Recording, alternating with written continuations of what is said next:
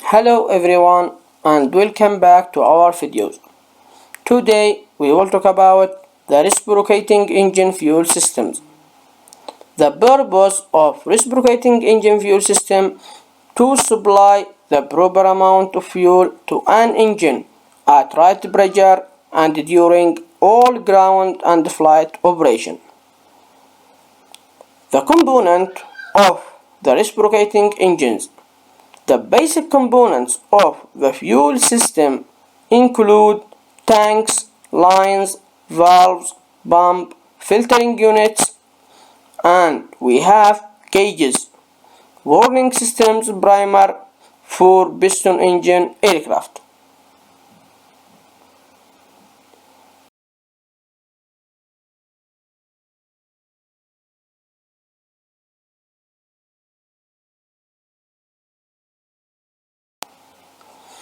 Small single engine aircraft fuel systems. They can be gravity feed systems or pressure feed system. And we will start with the gravity feed systems. The most simple aircraft fuel system is found high-wing single-engine training type airplanes. Normally use two tanks. The two tanks outlet are connected to selector valve. The fuel can be drawn from either tank individually or both tanks can feed the engine at the same time. And this, as we talked, we have two tanks, two outlet, selector valve, and we have a strainer to the carburetor and from the carburetor to the engine. The fuel will comes from either the left tank or right tank or can feed from the both tanks at the same time as we talked. They will go to the strainer. After they goes to the strainer, they will go to the primer and to the engine for starting the engine. After starting the engine, the fuel will be supplied from the carburetor directly.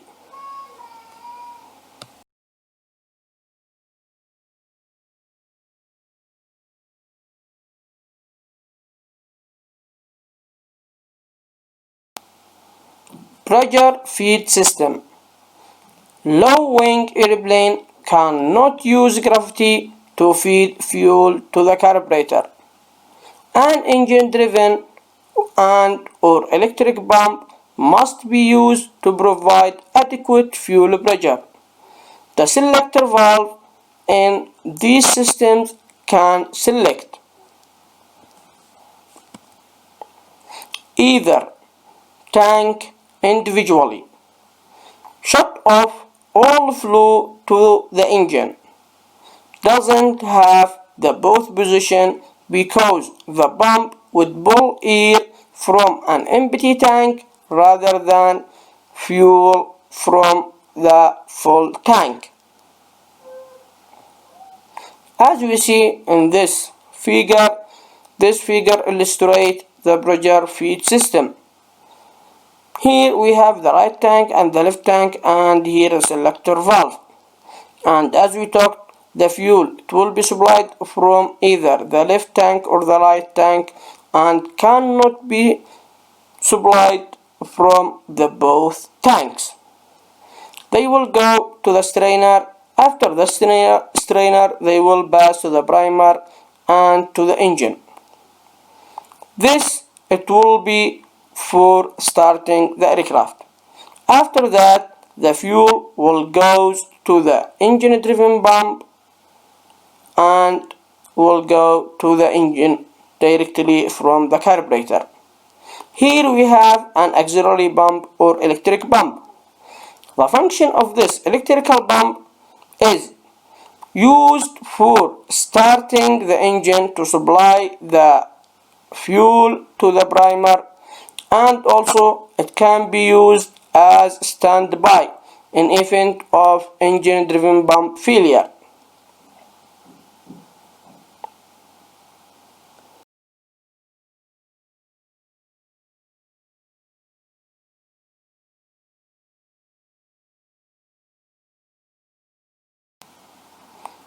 fuel system components, and we will start talk about the fuel tanks. The location, size, shape, and construction of fuel tanks vary with the type and intended use of the aircraft. Fuel tanks are manufactured from materials that will not chemically react with any aviation fuel. Fuel tanks have a number of common features like sump and drain, and they are located at the lowest point in the tank. The primary purpose of the fuel tank sump is to provide a place where water and dirt accumulations in the tank can collect and be drained.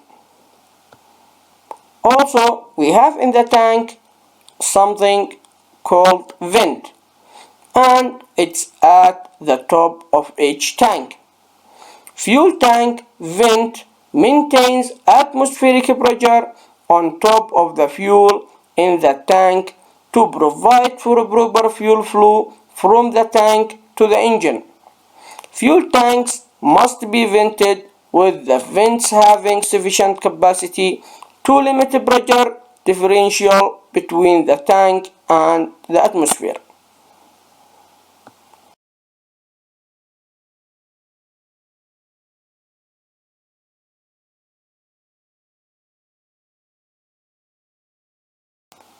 Types of aircraft fuel tanks. We have three types of aircraft fuel tanks, and they are welded or riveted fuel tanks, integral fuel tanks, bladder tanks. The welded or riveted fuel tanks.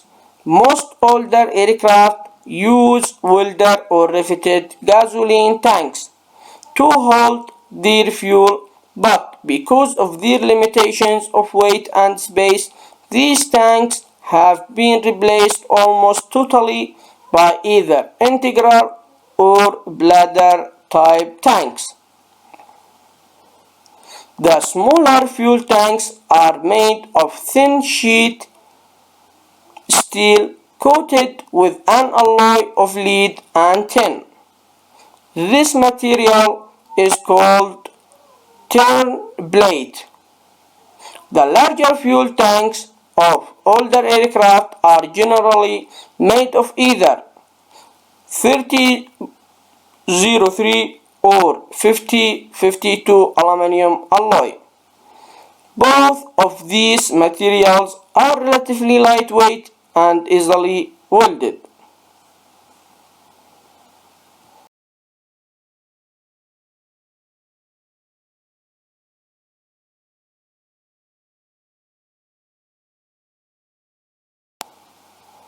The second type, the integral fuel tanks.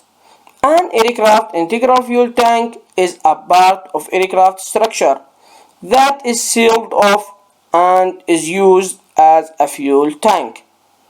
Integral fuel tanks are actually formed by aircraft structure in which all of the seams and rivet joints are sealed with an appropriate sealant. The fuel is carried in the sealed off aircraft structure. The advantages of the integral fuel tanks are used in large aircraft to reduce weight and to utilize as much of the space as possible for carrying fuel.